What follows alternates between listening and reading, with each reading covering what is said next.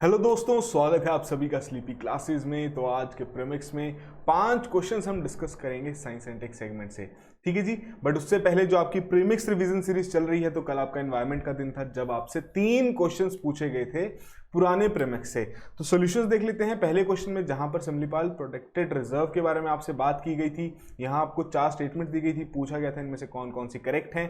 तो यहां पर गलती से आपका 3 और 4 ही होना था, बट स्टिल जिसने भी ए या फिर सी ऑप्शन करेक्ट मार्क की है तो वो उसे वहां पर आपका करेक्टली ही माना गया है। करेक्ट इनकरेक्ट स्टेटमेंट क्या थी कि बेसिकली आपकी वेस्टर्न घाट्स में नहीं, ईस्टर्न घाट्स में है, ठीक है जी। सेकेंड क्वेश्चन में आपसे कुछ पेयरिंग दी गई थी जिसमें आपको 3 पेयर्स दिए गए थे। फर्स्ट जनरेशन बायोफ्यूल्स हो गए, आपके सेकंड जनरेशन बायोफ्यूल्स हो गए, थर्ड जनरेशन। आपको बताना था इनमें से कौन कौन से पेयर्स करेक्ट हैं। तो यहां पर आपके पहले 2 पेयर्स करेक्ट थे और उसी के आधार पर डी ऑप्शन आपकी करेक्ट ऑप्शन थी। बेसिकली जो यहां पर आपकी जेनेटिकली इंजीनियर्ड क्रॉप से जो भी आपका प्रोड्यूस किया जाएगा बायोफ्यूल, वो आपका 4th जनरेशन बायोफ्यूल की कैटेगरी में आता है। R3 में आपको कोरल ब्लीचिंग से रिलेटेड कुछ यहां पर फैक्टर्स दिए गए थे। पूछा गया था कि बताइए इनमें से कौन कौन से इकोलॉजिकल कॉजेज हैं आपके कोरल ब्लीचिंग के। तो यहां पर आपको 4 ऑप्शंस दी गई थी और यही आपके चारों के चारों आपके राइट करेक्टरिस्टिक्स हैं, या हम कह सकते हैं करेक्ट फैक्टर्स हैं, करेक्ट इकोलॉजिकल कॉजेज हैं आपकी कोरल ब्लीचिंग के, ठीक है जी। तो ये 3 क्वेश्चंस थे। आई होप आप में से सभी ने अच्छे से परफॉर्म किया हो। तो जो भी जिसने भी इसमें सबसे पहले करेक्टली आंसर किया है तो वो विनर अनाउंस किया जा चुका है हमारी यूट्यूब की कम्युनिटी पोस्ट और इंस्टाग्राम की स्टोरीज में, आप जाके चेक कर सकते हैं। तो शुरुआत करते हैं अब आज के प्रीमिक्स की साइंस एंड टेक के पहले क्वेश्चन के साथ, जहां पर आपको कुछ मिशन या फिर हम कह सकते हैं कि आप किसी स्पेस क्राफ्ट का नाम है और एजेंसी के नाम यहां पर दिए गए हैं। पेयरिंग दी गई है, आपको बताना है इनमें से कौन कौन से पेयर्स इनकरेक्ट हैं। पहले में कह रहे हैं न्यू शेपर्ड के बारे में, यूरोपियन स्पेस एजेंसी। सेकंड में कह रहे हैं एरियल स्पेस मिशन के बारे में, आपकी जो कैनेडियन स्पेस एजेंसी है। टाइनवान 1 आपका जाक्सा के लिए कहा जा रहा है और इनसाइट लैंडर आपका नासा के लिए कहा जा रहा है। ये आपके 4 ऑप्शंस हैं, 4 पेयर्स आपको दिए गए हैं, नीचे 4 कोड्स प्रोवाइड किए गए हैं। थोड़ा सोचिए, देखिए इसमें से कौन कौन से पेयर्स आपके इनकरेक्ट हैं, फिर डिस्कस करते हैं इस क्वेश्चन को। तो यहां पर आपके पहले 3 ये इनकरेक्ट है। न्यू शेपर्ड किसका है? ये आपका ब्लू ओरिजिन का है। एरियल स्पेस मिशन किसका है? ये आपका यूरोपियन स्पेस एजेंसी का है। और आपका जो टाइनवेन 1 है ये बेसिकली जाक्सा का नहीं, ये आपकी चाइनीज स्पेस एजेंसी का है, ठीक है जी। तो यहां पर पहले 3 आपके इनकरेक्ट थे। एक्सप्लेनेशन देख लेते हैं, कुछ कुछ फैक्ट्स जो इनसे रिलेटेड हैं। तो बेसिकली जो आपका ये न्यू शेपर्ड है, तो ये ब्लू ओरिजिन जो कि अमेजॉन की सब्सिडरी कंपनी है जो कि स्पेस रिसर्च पर काम कर रही है, तो उन्होंने यहां पर ये अपना एक नया स्पेसक्राफ्ट तैयार किया है जिसका नाम है न्यू शेपर्ड, ठीक है जी। So it is named after Mercury astronaut, इसका नाम है Alan Shepard, the first American to go to the space. और इसी के आधार पर ये क्या काम करेगा कि जितने भी आपके एस्ट्रोनॉट्स रहेंगे या रिसर्च पेलोड्स रहेंगे उन्हें कॉमन लाइन से आपके ऊपर तक लेके जाएगा, जो कि इंटरनेशनली रिकॉग्नाइज्ड बाउंड्री है स्पेस की, ठीक है जी। वहीं बात करें एरियल के बारे में, atmospheric remote sensing infrared exoplanet large survey. तो ये है यूरोपियन स्पेस एजेंसी का, जो कि लॉन्च किया जाएगा 2029 में और ये परफॉर्म करेगा large scale survey of over 1000 exoplanets over a period of 4 years, ठीक है जी। वहीं बात करें आपके टाइनवेन 1 के बारे में, तो चाइना का पहला मार्स मिशन है, इंपॉर्टेंट है आपको पता होना। वहीं जो आपका इनसाइट है जो कि नासा का है, interior exploration using seismic investigations, Jyoti and heat transport. तो ये बेसिकली मार्स लैंडर है जो कि नासा द्वारा तैयार किया गया है, ठीक है जी। बहुत इंपॉर्टेंट है एग्जाम पढ़ने विषय, किस तरीके जितने भी स्पेस मिशंस हैं कौन सी एजेंसी के द्वारा लॉन्च किए गए हैं और किस ऑब्जेक्टिव से वो लॉन्च किए गए थे। क्वेश्चन आपको किसी भी तरीके से पूछा जा सकता है। अगले क्वेश्चन की ओर बढ़ते हैं, सेकंड, जहां पर बात हो रही है गेन ऑफ फंक्शन रिसर्च। ये टर्म आपकी रिसेंटली ही आई है काफी डिबेट्स में जब से आपके ये कोविड-19 पेंडेमिक चला है। अब आप बताइए कि इनमें से कौन सी स्टेटमेंट इन्हें करेक्टली डिफाइन करती है इस टर्म को, गेन ऑफ फंक्शन रिसर्च। पहले में कह रहे हैं it involves deliberately altering an organism in the lab. Second में कह रहे हैं it is the ability to detect genetic material from a specific organism. Third में कह रहे हैं ये स्ट्रेंथ है वायरस की to overpower antibodies in an organism. और फोर्थ में कह रहे हैं कि भाई साहब इनमें से कोई भी नहीं है, आपकी डी ऑप्शन भी हो सकती है, ठीक है जी। थोड़ा सोचिए इस टर्म के बारे में, करेक्ट ऑप्शन मार्क कीजिए, फिर डिस्कस करते हैं इस टर्म को।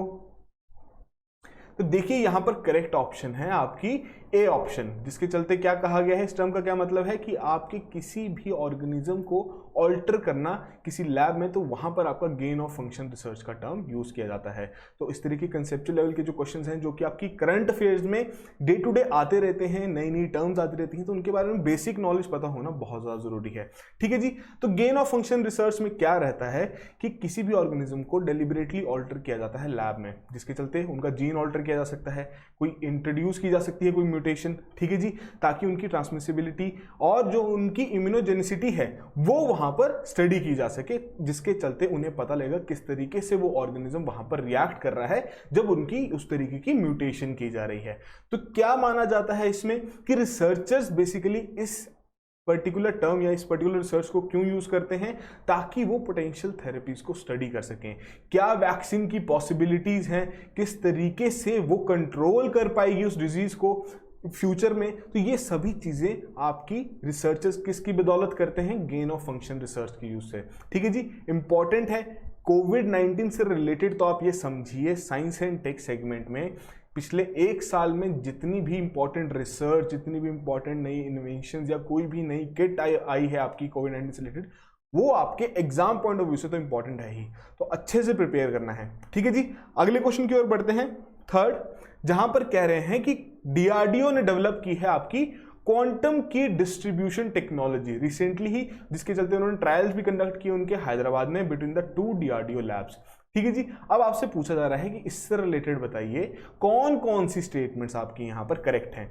ठीक है जी, पहली देखते हैं, क्वांटम की distribution technology works by using photons to transfer data. Second में कह रहे हैं it is the fastest way to transfer data but security of data is still not guaranteed in this technology. ठीक है जी। थर्ड में कह रहे हैं a qubit is a quantum bit the counterpart in quantum computing, जैसे कि आपका बाइनरी डिजिट या फिर जिसे हम बिट कहते हैं आपका क्लासिकल कंप्यूटिंग में यूज किया जाता है। तो 3 बहुत सिंपल स्टेटमेंट दी गई हैं। ये आपका क्वांटम की डिस्ट्रीब्यूशन काफी बार डिस्कस हो चुका है, जब आपके डीएनडी के लेक्चर में भी डिस्कस हुआ है। थोड़ा सोचिए इसके बारे में, करेक्ट ऑप्शन मार्क कीजिए, फिर डिस्कस करते हैं इस क्वेश्चन को।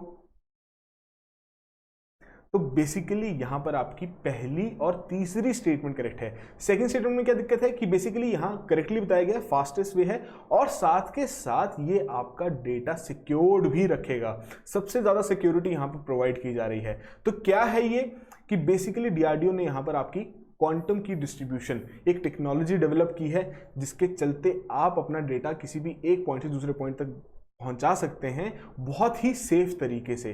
तो बेसिकली इसमें क्या रहता है कि आपकी क्वांटम कम्युनिकेशन टेक्नोलॉजी का ये यूज करते हैं, जो कि इंश्योर करता है अनकंडीशनल डेटा सिक्योरिटी। किस तरीके से ये काम करता है समझने की कोशिश करते हैं कि ये रहेगा आपका यहाँ पर क्वांटम की जनरेटर, जो कि की जनरेट करेगा सिक्योरिटी की एक तरीके से, और ये आपके हम कह सकते हैं 2 बेनिफिशियरीज हैं जो कि इंफॉर्मेशन रिसीव करेंगे। दोनों को अलग अलग की दी होगी और दोनों से जो भी यहां पर आपका डेटा शेयर किया जाएगा वहां पर, तो दोनों ही अलग अलग तरीके से उस डेटा को इंटरप्रेट करेंगे जिस हिसाब से उनके साथ की शेयर यहां पर की गई होगी। ठीक है जी, तो ये यहां पर तैयार किया गया है। फास्टेस्ट वे है, फोटॉन्स का इसमें यूज किया जाता है, तो उसकी वजह से आपका फास्टेस्ट कैटेगरी में आपका लाई करता है। और सेफेस्ट इस तरीके से है कि जिन 2 व्यक्ति जो बेनिफिशियर्स होंगे जिनके साथ वो इंफॉर्मेशन शेयर की जा रही है, सिर्फ उन्हीं के पास यहां पर की प्रेजेंट रहेगी। ठीक है जी, तो इंपॉर्टेंट है एग्जाम पॉइंट ऑफ व्यू से। डीआरडीओ वैसे भी आपके लिए काफी ज्यादा इंपॉर्टेंट रहता है। पूरे साल भर में जितनी भी रिसर्च कंडक्ट हुई है, जितने नए नए टेस्ट उन्होंने कंडक्ट किए हैं, अच्छे से प्रीलिम्स से पहले एक बार रिवाइज कर लीजिए। ठीक है जी, अगले क्वेश्चन की ओर बढ़ते हैं, फोर्थ क्वेश्चन, जहां पर आपको कुछ स्टेटमेंट्स दी गई हैं। आपसे पूछा क्या जा रहा है कि बताइए इन स्टेटमेंट्स में कौन सी पर्सनालिटी के बारे में यहां पर बात हो रही है। पहले में कह रहे हैं इन्हें कंसिडर किया जाता है by the Indian scientific community to be the father of experimental fluid dynamics research in India. Second में कह रहे हैं इन्होंने सक्सीड किया था विक्रम साराभाई को, जो कि फाउंडर थे आपके इंडियन स्पेस प्रोग्राम के, as the chairman of ISRO in 1972। तो काफी चीजें तो यहीं क्लियर होगी अगर आपको पता होगा कौन कौन चेयरमैन रहे हैं। थर्ड में कह रहे हैं कि बेसिकली इन्हें क्रेडिट दिया जाता है for setting up the first supersonic wind tunnel India at IISc। ठीक है जी, तो ये आपको 4 ऑप्शन दी गई हैं। डॉक्टर कृष्णा स्वामी, सेकंड में उदुपी रामचंद्र राव, थर्ड में कह रहे हैं सतीश धवन जी के बारे में, डी में कह रहे हैं कि इनमें से कोई भी नहीं है। ठीक है जी, तो 3-4 ऑप्शंस हैं, थोड़ा सोचिए इसके बारे में, देखिए इन स्टेटमेंट्स के आधार पर कौन सी करेक्ट ऑप्शन है। करेक्ट ऑप्शन मार्क कीजिए, फिर डिस्कस करते हैं। तो यहाँ पर बात की जा रही है प्रोफेसर सतीश धवन जी के बारे में। तो बेसिकली इस तरीके के बहुत ही इजी लेवल के क्वेश्चंस भी पूछ लिए जाते हैं यूपीएससी में, जहाँ पर आपको कुछ स्टेटमेंट्स दी होंगी, आपसे पूछ लिया जाएगा कौन सी पर्सनैलिटी के बारे में बात हो रही है। जनरली ये आपके जो फ्रीडम फाइटर्स होते हैं वहाँ पर देखे जाते हैं, बट कुछ कुछ क्वेश्चंस में आपके कंटेम्प्रेरी क्वेश्चंस भी पूछ लिए जाते हैं। ठीक है जी, साइंस एंड टेक की फील्ड से भी पूछ लिया जा सकता है, या किसी और फील्ड से भी, सोशल इश्यूज की फील्ड से भी पूछ लिया जा सकता है। तो ये आपके लिए इंपॉर्टेंट है। तो यहाँ पर बात हुई है प्रोफेसर सतीश धवन जी के बारे में। तो इंडियन रॉकेट साइंटिस्ट ने माना जाता है, जो कि जिनका जन्म श्रीनगर में हुआ था। तो इन्हें इंडियन साइंटिफिक कम्युनिटी में, जैसे हमने बात की, एक्सपेरिमेंटल फ्लूइड डायनामिक्स के फादर माना जाता है। ठीक है जी, ये हम डिस्कस कर चुके हैं। विक्रम साराभाई को उन्होंने सक्सीड किया था इसरो के, ये चेयरमैन रहे थे 1972 में। इसके अलावा और कौन कौन सी इंपॉर्टेंट इंफॉर्मेशन है जो कि आपको पता होनी जरूरी है? तो ये आपके चेयरमैन थे स्पेस कमीशन के, secretary to the government of India in the department of space. और उसके बाद जो इनकी अपॉइंटमेंट थी, he directed the Indian space program through a period of extraordinary growth and spectacular achievement. और इनकी मेमोरी को यहाँ पर ऑनर करने के लिए बेसिकली जो आपका इंडियन सैटेलाइट लॉन्च सेंटर है श्रीहरिकोटा आंध्र प्रदेश में, तो बेसिकली उसका नाम रख दिया गया है professor Satish Dhawan space centre. जब भी हम नाम पढ़ते हैं कि वहाँ से आपकी कोई मिसाइल लॉन्च की गई या कोई भी आपका सैटेलाइट लॉन्च किया गया, तो आपके ये हैं वो सतीश धवन जी जिनके बारे में हम बात करते हैं। ठीक है जी, अगले क्वेश्चन की ओर बढ़ते हैं, 5th क्वेश्चन। तो यहां पर आपको कुछ स्टेटमेंट्स दी गई हैं with respect to novel open reading frames, या फिर नॉर्स जिसे कहा जाता है। तो ये टर्म रिसेंटली ही आई है। अब आपसे पूछा जा रहा है इनमें से कौन कौन सी स्टेटमेंट्स इस टर्म से रिलेटेड करेक्ट हैं। पहले में कह रहे हैं जो आपका नॉवल ओपन रीडिंग फ्रेम्स और नॉर्स है, ये आपका रिलेटेड है टू जीनोमिक रीजन्स। सेकेंड में कह रहे हैं mutations in nORFs do not have physiological consequences. और थर्ड में कह रहे हैं कि nORFs are broadly involve in disease like cancer. तो ये आपको 3 स्टेटमेंट्स दी गई हैं नॉर्व्स से रिलेटेड। आपने जरूर कहीं ना कहीं करंट अफेयर में पढ़ा होगा इसके बारे में, थोड़ा सोचिए, करेक्ट ऑप्शन यहां पर मार्क कीजिए, फिर डिस्कस करते हैं इस क्वेश्चन को। तो देखिए यहां पर आपकी फर्स्ट और थर्ड स्टेटमेंट ही करेक्ट है। सेकंड में जो बात हो रही है कि जो आपकी म्यूटेशंस रहती हैं नॉर्व्स में, बिल्कुल उसके फिजियोलॉजिकल कॉन्सिक्वेंसेज रहते हैं। तो क्या चीज है ये नॉर्व्स? तो पहली बात तो कंसेप्चुअल लेवल का आपका क्वेश्चन था। डिफिकल्टी लेवल हम यहाँ हार्ड कह सकते हैं कि इस तरीके के कॉन्सेप्ट्स हम जनरली स्किप कर देते हैं, जो कि बहुत ही कम आपके न्यूज में आते हैं। बट इंपॉर्टेंट रिसर्च जो रहती है या आपके एग्जाम पॉइंट ऑफ व्यू से इंपॉर्टेंट रहती है। तो बेसिकली यहाँ पर एक टीम है यूनिवर्सिटी ऑफ कैम्ब्रिज की, जिन्होंने बेसिकली ये देखने की कोशिश की है कि कौन कौन से नए जीन्स इमर्ज हुए हैं in the genome of living organisms. ठीक है जी, तो पिछले 7 सालों में एक्सटेंसिवली स्टडी किया गया ह्यूमन जीनोम को, और उसके चलते उन्होंने कैटलॉग किए 1,94,000 novel regions.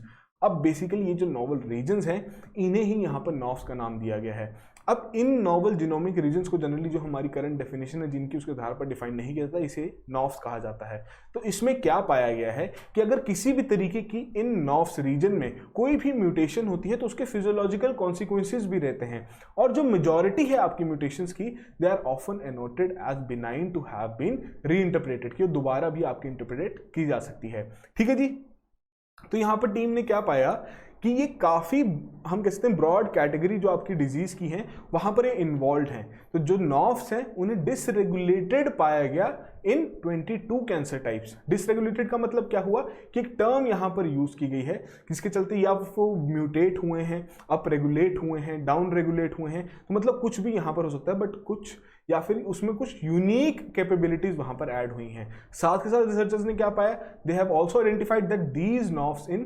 Plasmodium falciparum, the parasite which causes the deadliest form of malaria, तो उसमें भी आपका ये पाया गया है। इसके चलते ये बताया गया है, ये कहा गया है कि जो हमारी एग्जिस्टिंग ड्रग्स हैं उन्हें रीडिज़ाइन करने की ज़रूरत है, ताकि जो वो पैरासाइट रहेगा जिसके लिए वो ड्रग बनाई जा रही है उसके प्रोटीन्स पर ही ये टारगेट करे, ना कि बाकी रीजन्स पर भी टारगेट करे, जिसकी तरीके से इस तरीके की म्यूटेशंस आ रही हैं। ठीक है जी, तो इंपॉर्टेंट है एग्जाम पॉइंट ऑफ व्यू से इस तरीके के कॉन्सेप्ट्स। तो ये थे आज के हमारे 5 क्वेश्चंस। आई होप आप में से सभी नहीं यहाँ पर अच्छे से स्कोर किया हो, 5/5 स्कोर किया हो, बट स्टिल जो भी आपका स्कोर रहा है कमेंट बॉक्स में जरूर मेंशन कीजिए, और इस तरीके से ही रेगुलरली इस इनिशिएटिव को फॉलो कीजिए। हम कोशिश करते हैं यहाँ पर ज़्यादा से ज़्यादा current affair related topics discuss करना, और वही आगे भी करते रहेंगे ताकि जो आपकी एग्जाम पॉइंट ऑफ व्यू से प्रिपरेशन है वो और ज़्यादा बेहतर हो सके। ठीक है जी, अब जो हमारी प्रीमिक्स रिवीजन सीरीज चल रही है, क्या रहता है उसमें 3 क्वेश्चंस आपसे पूछे जाते हैं पुराने प्रीमिक्स से। एक दिन पहले ही आपको सिलेबस एडवांस में दे दिया जाता है। जो भी इन 3 क्वेश्चंस का करेक्टली आंसर करता है अपनी ईमेल आईडी के साथ करेक्ट सीक्वेंस में, उन्हें वहां पर अमेजॉन का गिफ्ट कार्ड भेजा जाता है 500 रुपीज का। तो प्रिपरेशन को इंसेंटिवाइज किया जा रहा है। ठीक है जी, करना क्या है, अपना आंसर सबमिट करना है ईमेल आईडी के साथ। ठीक है जी, तो आज कैसे आप रिवाइज कर सकते हैं, पहले कि हमारा जो प्लेटफॉर्म है जिसका लिंक आपको डिस्क्रिप्शन में मिल जाएगा, वहाँ पर जाइए, फ्री ऑफ कॉस्ट आप एनरोल कर सकते हैं। प्रीमिक्स आपका बिल्कुल कंपाइल्ड फॉर्मेट में वहाँ पर अवेलेबल है, फ्री ऑफ कॉस्ट आप एनरोल कीजिए। हर एक सब्जेक्ट का प्रीमिक्स वहाँ लगा हुआ है, वीडियो देखिए, जाके पीडीएफ जो अटैच्ड है उसको जाके पढ़िए ताकि आप अच्छे से रिवाइज कर सकें, जो कि आपने पिछले 1 साल में हमारे साथ पढ़ा है। ठीक है जी, तो आज का दिन है साइंस एंड टेक का। तो 3 क्वेश्चंस देखेंगे, देखते हैं कौन इसे करेक्टली आंसर करता है। तो पहले में रुद्रम के बारे में बात की जा रही है। बहुत ही सिंपल सा क्वेश्चन है कि रुद्रम जो आपकी मिसाइल है उससे रिलेटेड 3 स्टेटमेंट्स आपको दी गई हैं। बताइए इनमें से कौन कौन सी स्टेटमेंट्स आपकी यहां पर करेक्ट हैं। 4 कोड्स आपको दिए गए हैं, थोड़ा सोचिए आराम से, वीडियो पॉज कर लीजिए, करेक्ट ऑप्शन मार्क कीजिए, फिर अगले क्वेश्चन की ओर बढ़ते हैं। R2 में कह रहे हैं कि जो आपकी साउंडिंग रॉकेट्स रहते हैं, अब उनसे रिलेटेड आपको 2 स्टेटमेंट्स दी गई हैं। बताइए जी इनमें से कौन कौन सी स्टेटमेंट्स आपकी करेक्ट हैं। यहां पर आपने जरूर सुना होगा ये टर्म साउंडिंग रॉकेट्स। R3 में ब्लूटूथ और वाईफाई, यहां पर वाईफाई होगा, ब्लूटूथ और वाईफाई से रिलेटेड आपको 3 स्टेटमेंट दी गई हैं कि बताइए इन दोनों टेक्नोलॉजी से रिलेटेड कौन कौन सी स्टेटमेंट्स यहां पर करेक्ट हैं। ये हैं आपके 3 क्वेश्चंस। करेक्ट सीक्वेंस में R1, R2, R3 उनके आंसर्स के साथ अपनी ईमेल आईडी के साथ पोस्ट कर देना। अगर किसी का आंसर वहां पर रिफ्लेक्ट नहीं हो रहा है तो इसका मतलब क्या है कि YouTube की गाइडलाइंस के आधार पर वो आपका रिव्यू के लिए रख दिया गया है, बट उसमें टाइम का कोई फर्क नहीं पड़ेगा। हम जब भी रिव्यू करें आपका आंसर तभी सबमिटेड माना जाएगा जब आपने वहां पर कमेंट पोस्ट किया होगा। ठीक है जी, अब मंडे को आपका ज्योग्राफी का दिन रहता है। तो अब हम अगले 3 महीने जो कि आपका मई, जून और जुलाई, उसके प्रीमिक्स यहां पर रिवाइज करेंगे। ठीक है जी, तो आप जाके डिस्क्रिप्शन में देखिए, जो आपको लिंक प्रोवाइड किया गया है वहां पर जाके आप अपने प्रीमिक्स से रिवाइज कीजिए दोबारा से। आपसे 3 क्वेश्चन ज्योग्राफी के वहीं से पूछे जाएंगे। उसके अलावा और कौन कौन से इनिशिएटिव चल रहे हैं हमारे स्लीपी क्लासेस में, तो प्रीलिम्स क्रैश कोर्स है जिसमें अगर आपको करंट पोर्शन रिवाइज करना हो उसकी ऑप्शन अवेलेबल है। फिर हमारा स्टैटिक प्लस करंट अफेयर्स का भी ऑप्शन है। ठीक है जी, प्रीलिम्स टेस्ट सीरीज जो कि अभी आपके लिए बहुत ज़्यादा इंपॉर्टेंट है। जितनी ज़्यादा आप प्रैक्टिस करेंगे उतना ही ज़्यादा आपके अंदर कॉन्फिडेंस आएगा और उसी कॉन्फिडेंस के साथ आप एग्जाम हॉल में एंटर कर सकते हैं। ठीक है जी, तो इसमें आपके लिए सबसे फिजिबल ऑप्शन क्या है कि अभी आप 10 टेस्ट का जो बंडल है आप वो ट्राई कर सकते हैं। अगर आपको अभी भी सेक्शनल टेस्ट लगता है कि आप देख सकते हैं तो आप जरूर उसे दीजिए, वो भी इंपॉर्टेंट है आपके एग्जाम पॉइंट ऑफ व्यू से। अगर आपको पूरा ही कॉम्बो कोर्स अभी परचेज करना है फाइनल रिवीजन के लिए तो उसका भी ऑप्शन यहाँ अवेलेबल है। सारी डिटेल्स आप जाके वेबसाइट पे देख सकते हैं। आपकी कोई भी क्वेरीज हो आप हमें कॉल कीजिए, हम आपकी हर एक क्वेरी को यहाँ पर रिजॉल्व करने की कोशिश करेंगे। ठीक है जी, सो रेगुलरली प्रैक्टिस कीजिए, डेली दिन के एटलीस्ट 50 से 60 क्वेश्चन लगाने बहुत ज़्यादा इंपॉर्टेंट है, तभी आपकी प्रिपरेशन अच्छी रहेगी, ताकि आप पुराना भी रिवाइज करते रहें और साथ के साथ प्रैक्टिस भी करते रहें। ठीक है जी, so that will be all the very best.